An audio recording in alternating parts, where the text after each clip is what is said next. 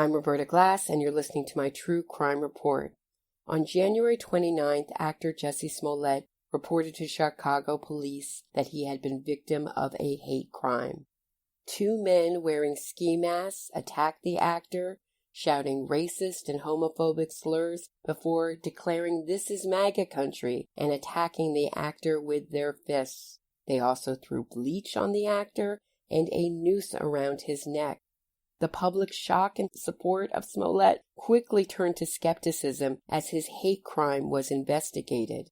The public started asking questions like, why was Jussie Smollett walking in sub-zero weather at 2 a.m. to get a Subway sandwich?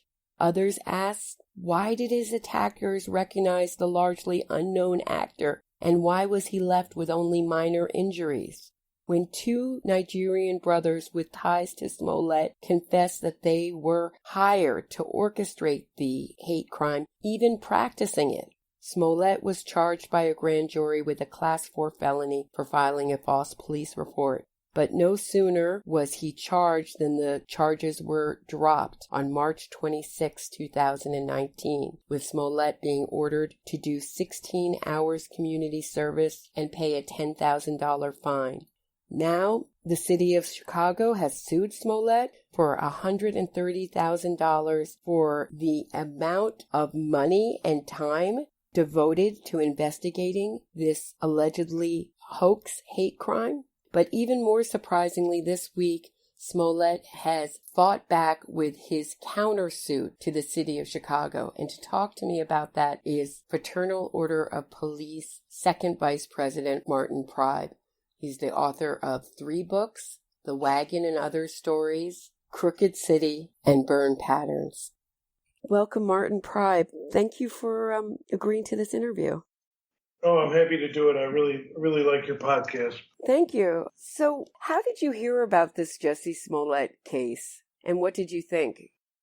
Well, I mean, it hit the airwaves really quick as soon as it happened. But I think every cop in the city, when they heard the narrative, were kind of scratching their head like, none of this makes any sense.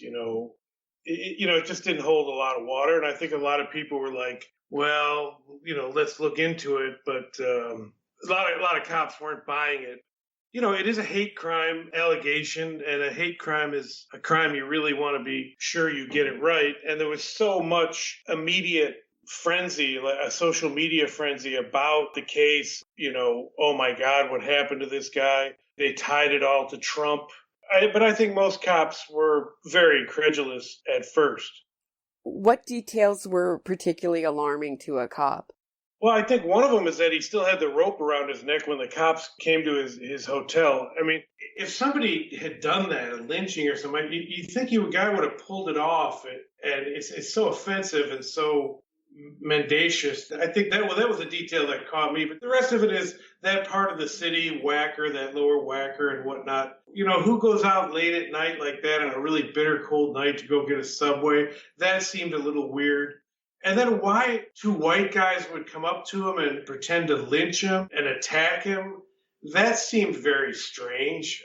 It's possible, but then you hear that they were wearing MAGA or whatnot. Then you're just like, nah, come on. It's like somebody was contriving up this mythology that people really wish were true, but it's not very likely. So I think from the get-go, every facet of it was very suspicious. But you never know. You never know with a hate crime or anything. And so the detectives dug into it. And clearly because it attracted so much media attention, the department went to work on every step of it. And they looked at it as a hate crime for a lot longer, I think they would have in other cases, because the evidence was coming out so much contrary. It's kind of like the Central Park 5, this mythology that with the whole world intensely watching this case that's getting all this attention and scrutiny, the detectives didn't care and they turned around and decided to throw it on the wrong guys anyway. I mean, when you have so much media attention on a case, it's unlikely anyway that the cops would throw the case. I think that's generally very ludicrous. But, with so much media attention, to think that all these cops around the city of New York went and undermined their own investigation just for the hell of it, for racial antipathy, I guess, is pretty far-fetched. And so it is in this case. There was so much media attention. They put a lot of detectives on this, and they looked at every facet of it. They gathered so much video that they were able to trace and track everything step by step. So, but I mean, the real shocker is that Fox threw it. She tossed it. She just said, well, we don't know if we have that good a case or whatever. Well, and it's not that big a deal. You know, there's other worse cases like R. Kelly. This is the standard of, deflection and apologetics you get from somebody who's running the prosecutor's office as a political entity and an advocacy, not a somebody who's going after prosecuting crimes based on evidence. So you said something interesting. Why do you think people would want this narrative to be true? Well, you have to understand Chicago's a Democratic stronghold. It's a one-party tyranny, and it's, I believe, the most corrupt political machine possibly in the history of our country. And it's been going on for decades. And this Chicago's a real power center for the anti-Trump movement. Obama's from Chicago. So many of his power base is here. So many of his ideological allies are here. I don't know why Smollett came up with this stuff. I don't know really what was going on. I'm not sure we ever will know. But the fact that the prosecutor would throw the case in Chicago or try to throw the case makes a lot of sense. They don't want people digging into this. There's a lot of stones in Chicago these people never want to overturn. 2 reasons were given why Smollett allegedly orchestrated his own hate crime. One was that he was dissatisfied with his paycheck at Empire, the show he was on. And secondly, he was dissatisfied with the reaction to a letter he had received on the 22nd with a stick figure and a gun, and basically, a threatening letter with what they think was crushed up Tylenol in it. But you gave an interesting interview where you said you didn't believe that the salary was the motivating factor. Why so? Well, I just don't see the connection. Going to all that trouble to stage all this would necessarily get him a job and money. That one just smells pretty bad to me. I mean, it's possible, but I don't buy it. My intuition is something else is going on here, but I don't know. I have to see the evidence, and I'm not sure we'll see it or we'll get to it. Right. So are you hinting at maybe that this was being used by the Democratic Party in Chicago, that there may be some sort of orchestrated to make Trump look bad or to rally up support for the Democrats? I don't know. I have to wait and see the evidence. In Chicago, it's very dangerous to just run with your bias and your suspicion. I mean, as a writer and as a cop and as a citizen, you have to go with the evidence. So I don't know where this goes and what's involved. But, the fact that this Obama ally and worked with the this attorney calls up Fox and they have personal, exchanges is totally inappropriate, totally ridiculous. Then for her to say, well, I'm going to recuse myself, but put my number 2 guy in charge of it. I mean, it's ludicrous. That's not a recusal. That's a cover up. We'll have to see what unfolds. My hope is that investigative journalists outside the Chicago will dig into this, because I don't think any investigative journalists in Chicago will, because the media in Chicago is generally just a bunch of activists who are fiercely anti-Trump. I mean, you saw Trump came to town a couple weeks ago, and the only person that was there to greet him was the president of our FOP, Kevin Graham. The mayor wasn't there. The governor wasn't there. The superintendent wasn't there. The command staff. Can you imagine if the FOP had been invited to greet President Obama when he was in office and they refused? Can you imagine the heat they would have taken? And rightfully so, because you respect the office of the president regardless of who the president is. So that was a really, really revealing moment of Chicago's deep-seated malevolence towards Trump and towards the Republican Party in general. I mean, the Democratic Party in Chicago is extremely radical right now. In my mind, it's probably the most radical faction of the Democratic Party in the country. And the rest of the country and more mainstream liberals, I don't think have come to realize or come to terms with just how radical it is. And Kimberly Fox is an example of just how radical it is. She's standing up there with Bobby Rush, who's calling us the Ku Klux Klan. this stuff in the early 70s. And the Black Panthers have tried to portray themselves as a social justice movement, but that's a bunch of nonsense. They were dealing dope. They were robbing and raping their own people. They were taking advantage of their own people that they said that they were advocating for. And their movement never caught on. Past the late 70s, they were gone. They were very violent. They committed a lot of murders. But now they're returning to the big cities in the guise of, social justice and criminal justice reform. That's Kimberly Fox's mantra, but she's really just about attacking the system and attacking the police the way they did in the 70s, the same kind of gusto with just different tactics in the early 70s, I should say. You brought up Tina Chen, who was Michelle Obama's former chief of staff. What did she have to gain for representing the Smollett family and reaching out to Kimberly Fox? And do you know anything about her connection to the Smollett family? The way I understand it, some people who are tied in the parents, Jussie Smollett's mother, I think, or one of his relatives was very active in the Black Panthers and was very much part of that radical movement. What her role is in this, I think that's the $64,000 question. Why did she call up Fox? Why did she get involved? Why did she take an interest in him? What's her connection? There's a good chance we'll never get the answer to it. Also, one of the more curious things Kimberly Fox did was she said, I recused myself, but then she said, I didn't mean recuse in the legal sense. What is the non-legal sense of recuse? This is the Chicago Orwellian non-reality that you have to live in out here, where language has no meaning at all. They can say and do whatever they want. I don't know what happened. She stumbled her way through it. I think it's telling that many of her own people have left. Her ethics person, whose name just suddenly escapes, she left. I talk to the prosecutors in that office all the time, and they're all aching to get the hell out of there. They cannot stand working under Fox.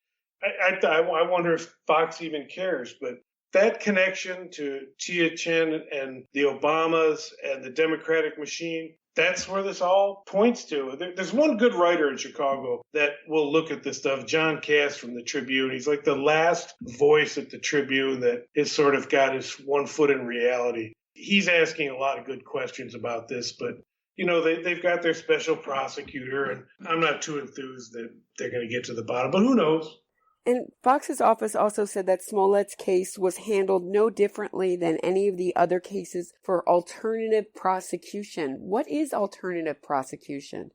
They look to put cases of people who don't have a bad record or they determine might not be a threat or whatnot and try and make deals with them.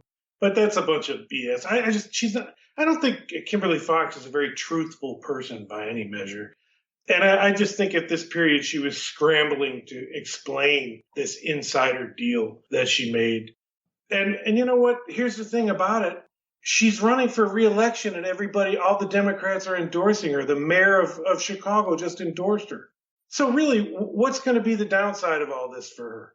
There's no accountability. When the mayor, Lightfoot, much of her career has been built upon calling for police accountability and police transparency. And every statement, every gesture we make is reviewed and disciplined and whatnot. But the reality is, she just endorsed probably the most non-accountable, non-transparent public servants I've ever seen. And so what's going to happen to Kimberly Fox? There's no accountability really in Chicago. She could go on to have a glorious career. If Hillary Clinton had won the election, it would have been much worse, I think, for police officers in the criminal justice system. But what's all this going to cost her? Maybe absolutely nothing. You wrote on your blog, which is the FOP7 blog, that Fox has transformed her office into an agency that advocates on behalf of offenders rather than prosecuting. So is her ideology in solidarity with the innocence movement, or is that just a byproduct of wanting to win as a Democrat in Chicago? Do you have to adopt that ideology? And you trace it back to the People's Law Office. Can you talk a little bit about that? Well, I think it's an ideological. I think she's an ideologue. I don't think she's kowtowing to political forces. I think she's a hardcore ideologue of the far left, of an activist. I think she's in line with the Innocence Project movement. And here again, that's why I think this Jussie Smollett case is a smokescreen, that the media in Chicago is writing a lot about that and talking a lot about it, but hiding the more disturbing and chilling decisions of her administration. I mean, I talk to the media all the time and I tell them, what about this story? What about this story? I might as well be talking to a tree. They're not going to cover it. They're not going to listen. They just kind of look at you like, sorry, man, we don't do that. And she's let people out of prison on the most vicious murder cases that should not have been let out, that her predecessor said were legitimate convictions, and she just arbitrarily marched into the office and let them out. And the law firms that represent these guys are very supportive of her. In fact, some of them even contributed to her election. I mean, they're going after President Trump for this quid pro quo, quid pro quo. Well, I think there's a lot more evidence of and a need for an investigation of quid pro quo in Kimberly Fox's administration than there is in the Trump administration. So I want to get to some of those cases, but first, what is the People's Law Office and what is Kimberly Fox's association to it? Well, I don't think she has a formal association to it. The People's Law Office is a law office that was formed in the late 60s, early 70s. Basically, what they formally came together was a famous shooting between the shootout between the police and the Black Panthers, who had a stronghold on the west side. And the police, who were working with the feds on this, went to serve a warrant because they believed that there was a lot of arms being stored and that they were afraid that the Black Panthers were planning some pretty large-scale attacks on the police. They went there. There was a shootout. 2 Black Panthers died.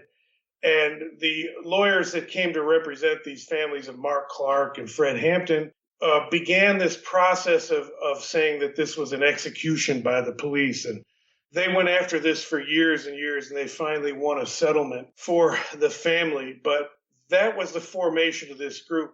But they've represented, many writers and researchers have shown that they were, and the FBI agents have said that they were very closely allied with the Weather Underground, particularly when the Weather Underground was on the run.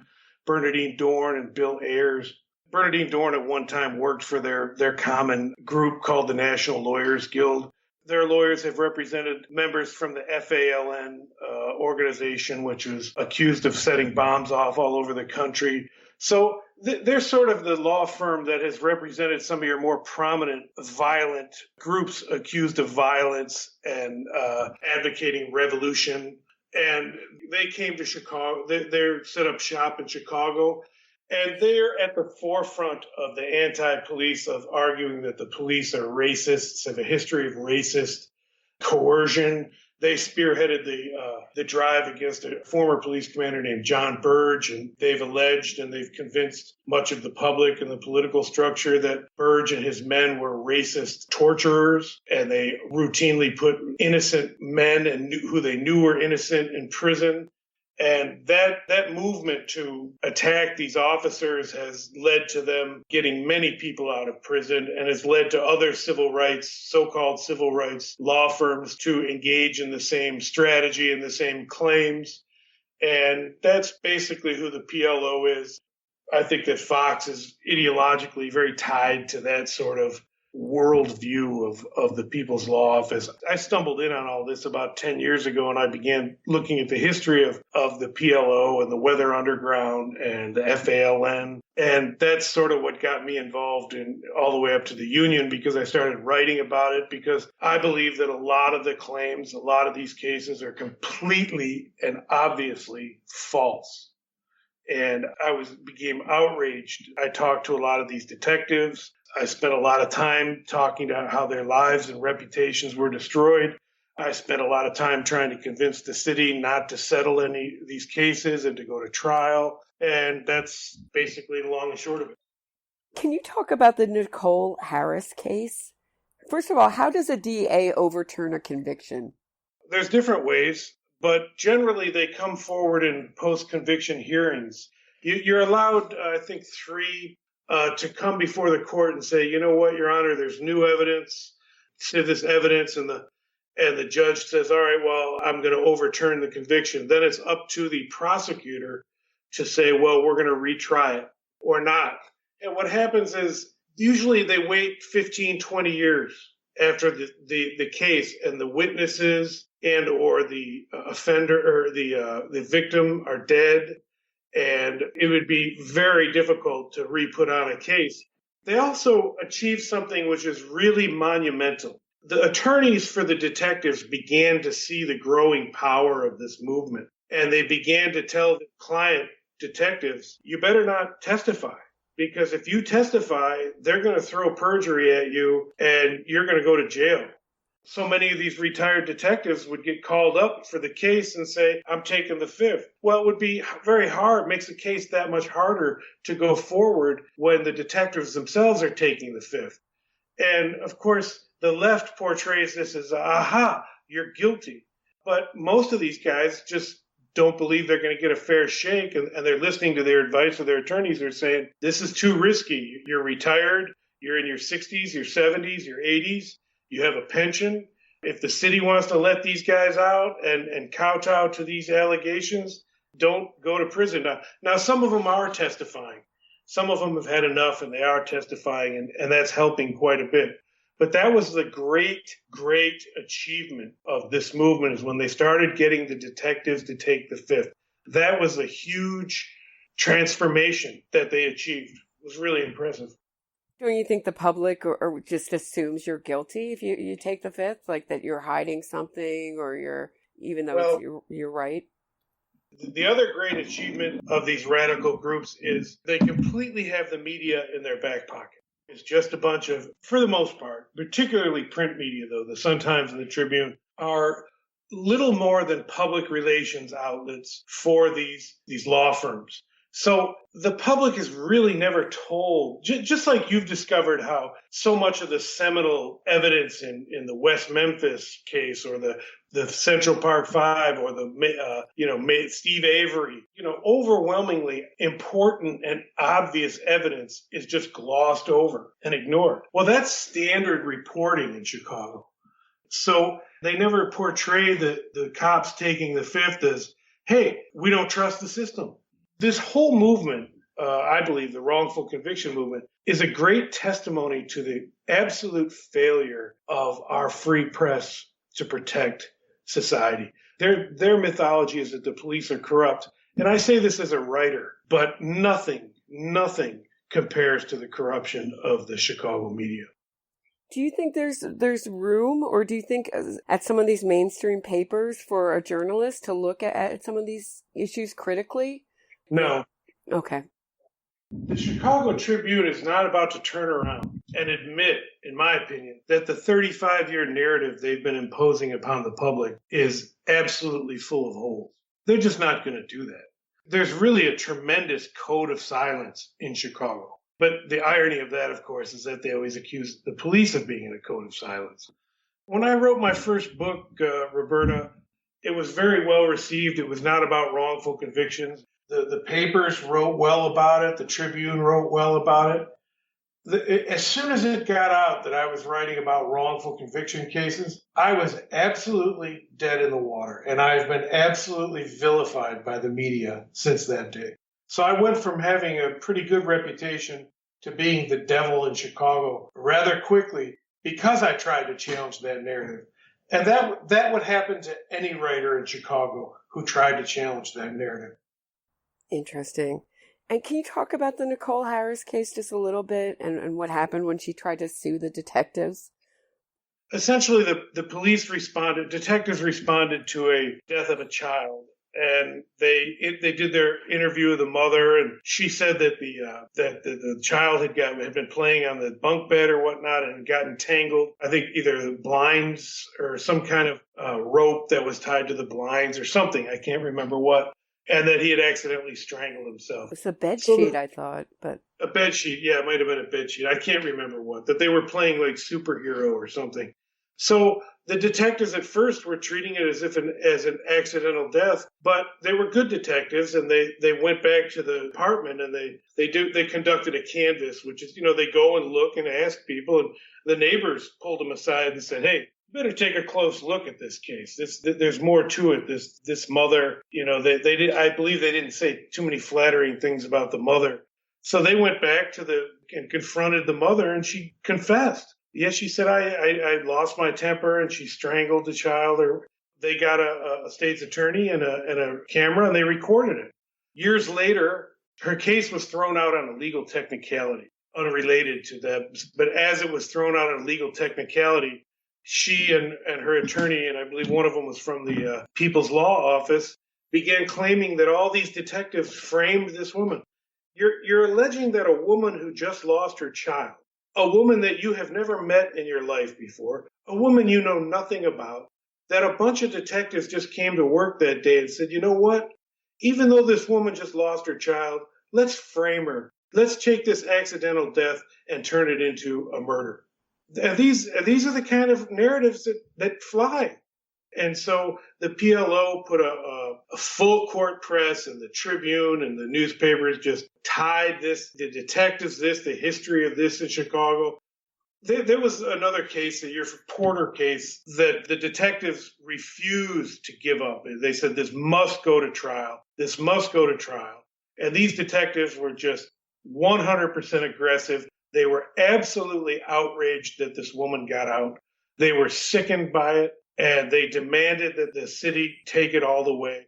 And they appointed an attorney, Andy Hale, who was very familiar with the Porter case and very familiar with the tactics of this movement. And he went in and went to trial, and he argued in the trial, not that the cops did nothing wrong, but that, yes, she did commit the murder. And he won. She didn't get anything. So that begs a question now. What is she doing walking around a free woman if a civil case essentially retried her? Why is the media not asking the basic questions from that case? After that verdict, that case went dead. You couldn't get a journalist in Chicago to say, "Well, wait a minute. Has this happened before? Are there other cases that might be equally suspicious?" Nothing. Never a word about it. That's the Chicago media. But those detectives were vindicated in court. But you have to understand, they went through many years of every week their name in the paper of being accused of this horrible crime of framing a woman for the murder of her own kid. And, their name is in the paper every day. That is a hell of a thing to have to deal with. Why do you think the public is so quick to buy this idea of corrupt cops or corrupt detectives? I don't think the public is. Despite all this relentless attack on the police in this country, I think people still basically respect and like the police. And I believe that a lot more people respect the police than they do the media. I mean, the media is at an all-time low. And I think they're just digging their grave and jumping in. And I don't think that the public, I mean, they read these articles and I think they kind of believe it, but I think there's just kind of this, the squeaky wheel gets the oil, that they just have this very well choreographed outrage machine and media machine that controls the narrative. The thing that's coerced in all of this is the narrative. But if the public believes it, how come the jury ruled in favor of Nicole Harris? The thing is, when you get these cases back into a courtroom, the police often win. And that's why the main strategy of the wrongful conviction movement is to keep the cases in the court of public opinion to get the politicians to cave in and settle. And that's what they do in Chicago. They relentlessly attack the city. They have tremendous allies among the politicians. They're very active politically, look at Kimberly Fox's election. Kimberly Fox got a big infusion of cash in the last weeks of the election from George Soros. The way George Soros came in and swooped in and put Fox in, that was very illuminating. So I think that when you get these cases in front of a jury, a lot of times they don't buy this stuff. But the thing you have to understand, and this I think most people don't understand, is that from the mid-'60s, the hardcore Marxists, they initially bought into Marx's notion that you have to control the means of production. And the Marxists and the radicals were always trying to get the workers to rise up. But in the mid to late 60s, a lot of these radicals realized that the key was the youth and the university. And that if you could control, that it's far more powerful to control the means of communication than it is to control the means of production. And so you see in this movement from the late 60s all the way through the 70s is these people deeply embedding themselves in journalism school, in universities, in law schools, journalism schools, and education. And they began to control the means of production. In no city did they accomplish this more than Chicago. And the reason they could do it in Chicago is because there's no competing political party to provide that essential checks and balances that has let our country exist for so long. So the entire message, the entire propaganda, the entire system is in one narrative. And you can't come in and shake it out. This is why Chicago poses such a tremendous threat to the rest of the country, and why I'm so concerned that the current Department of Justice doesn't see what's happening with these prosecutors in the big cities and what they're doing. And if they don't, I think we're looking at a powder keg in this country of an explosion of violent crime and corruption that we have never seen in our modern history. And that is deeply troubling to me. And particularly for the members of my union, because I don't think a lot of them understand the narrative that I've sort of stumbled upon and figured out after all these years of writing about it. Right. You talk about kind of connecting these cases. Your last interview, you said that the innocence movement was like a dam that wasn't strong, so that when one brick falls out or one innocence case is proven to be bogus, then you have to ask, what about all the rest of the cases? And recently, Rodney Reed case, people have been speaking out who signed the petition to free Rodney Reed, a man on death row for murdering and raping Stacey Stites, and saying, I didn't know about all the facts of the case. The Innocence Project has, what they called it, I think, is Rodney Reed supporters had misrepresented the case. But what does it really take to connect one case to the next case to the next case? Do you know what I'm saying? To see it as a pattern and not see it as just sort of one case separated from all the other cases. Well, it's ironic because the way they foist these wrongful conviction cases in the federal courts and in the city is they say there's a pattern in practices. As soon as they get one settlement against a detective, they go back and they get suddenly all the people this guy arrested start coming forward and say the exact same thing. The way they say the exact same thing is in and of itself so suspicious and so manufactured. But the real irony about all this is, I'm essentially a writer. That's my trade. That's what I love to do. And these cases are crying out for storytellers. And for you to dig into these cases and to see the complexities of it, I think that there's a great potential literary movement in all this that takes on, could become political and whatnot. I think we're at the end of one literary movement and we could be beginning at another one. And I just think that these stories need to be told. And, this podcast and this social media are a way of getting around all that. So the answer to your question is to write well and to tell these stories. When I wrote my second book, Crooked City, I started having the typical writer's dilemma of point of view and pacing, the elemental questions of writing. How do I tell this story? So I started telling the guys in my district about the case. And we would often meet outside, the back door where we all come after roll call. It's a place where cops chat a lot, or on a job. And I would start to tell them about it. And they would all gather around me. They found this stuff so fascinating and so compelling. And I would tell the stories of the cases in different ways and different perspectives on the story. And I would watch to see the one they seemed to like the most. And I would use that to tell the story in the book. But so the bottom line is these stories are crying out to be told. The wrongful conviction movement, they say that they free these guys saying, oh, they were treated unjustly by racist cops or whatnot. But the truth of the matter is a lot of people in these neighborhoods when they read these stories, would realize how badly they're being boondoggled and treated and hustled. So these stories are just crying out to be told, and you and a lot of your listeners and your people who podcast as well, they're at the beginning of something I think that's really powerful and tremendous. Interesting. Thanks. You mentioned that Kimberly Fox is running for re-election. She said that her biggest failure was that she didn't communicate to the public what she was doing with the Jussie Smollett case. What's your reaction to that? Well, of course she didn't. She was lying and she was backdoor dealing. Why would she? I mean, do you really think anybody in the city buys that? The problem is that she's got the political support. She might quite possibly have the political support to get the votes. So she can say whatever she wants about that stuff. I mean, look at the former Superintendent Johnson and Mayor Rahm Emanuel. When she dropped this case, they put on a press conference. It was the third act of Hamlet. This is an outrage. This is an abuse. We won't stand for this. They attacked her, all this stuff. 2-3 days later, it's time to turn the page and move on. Well, you know what? No, it's not. Right. Do you think that hate crimes, having a hate crime bill, or do you think that's useful? Well, that's a very good question, because the problem is that, let's say I attack you for your race, say you're a different race, and I beat you up real bad or something like that. That's in Illinois, that's an aggravated battery. That's a very, very serious charge.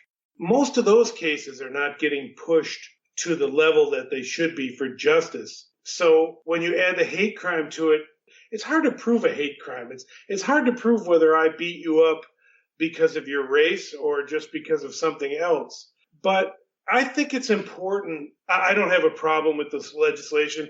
I mean, when you see somebody getting beaten up or attacked because they're gay or their race, it is just so offensive and so cruel that I have no problem with creating a body of law to punish them even more. I mean, it's terrible. Hate crime is a terrible, terrible thing. I'm just going to read. Jussie Smollett has doubled down in his suing the city back for malicious prosecution. And he said that, this is a quote from his, I believe it's from his Instagram, "With all due respect, brother, you all can clown me all you want, but my story has actually never changed, and I haven't lied about a thing. You all can continue to be misinformed, internalized sheep who believe what actual proven liars feed you, or you can read the actual documents. Either way, I'm going to be all right. I know me and what happened." You want my reaction to that? Yeah. Well, I think he's full of crap. But Chicago's criminal justice system is such a joke. This whole thing has been such a circus from day one. This is the kind of stuff that gets thrown out. I think he's basically telling people, he's kind of showing, I'm going to keep fighting and standing up and pushing. He's kind of poking people in the chest. And I think it's kind of a legal intimidation tactic, but it's how it goes in Chicago. I mean, anything flies. I mean, look at the Nicole Harris case. Look at the Porter case. Look at the Madison Hobley. They let guys out of prison who committed sometimes mass murders, who are horrible, terrible people. And then they make them millionaires, and they turn the cops who risk their lives to convict them into criminals. Anything flies in this crooked city. Anything flies. And I don't think Chicago is, I mean, that's the same thing's going on in New York and Philadelphia and anywhere where we have this kind of really strong innocence movement, don't you think? Yeah, well, Chicago's ground zero, Roberta. True. It started here. It was perfected here. I don't think any city in the country has paid out $850 million on lawsuits against the police. This is ground zero, and I think if you want to understand it, you have to trace it to this seminal period from the late '60s all the way up through now. And if you watch it, I know you got to go here, but if you watch a documentary about the Weather Underground and about the FALN and about the Black Panthers, the narrative always ends at the 1970s. But nobody picks up and looks at what they did from the 1970s through the 1980s. And that's when they transform themselves from these radical, sometimes criminals, often violent, into these highly respected, well-credentialed, mainstream members of society. But they're still up to the same stuff, I think. Yeah, it's very, very interesting. I'll definitely be watching it. Thank you, Martin, for this interview. I really appreciate it. Thank you. I'm a big fan, Roberta. Keep up the good work. Thank you.